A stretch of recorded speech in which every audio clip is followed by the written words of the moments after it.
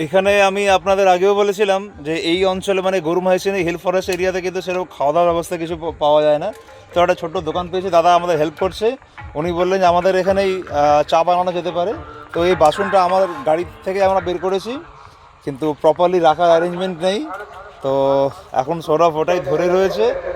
আর আমাদের এখানে এই ব্ল্যাক কফির এই পাউচগুলো, কফির পাউচ, টি ব্যাগ, এগুলো সব গাড়ি থেকেই বের করেছি।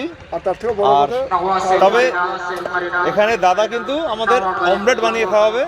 তো অমলেট খাবো আর চা খাবো, তারপরে আবার এগোবো। আর কাল থেকে আমাদের অফরোডিং চলছে, আমাদের কাল থেকে টোটালি অফরোডিং আমরা চলছি গাড়ি নিয়ে।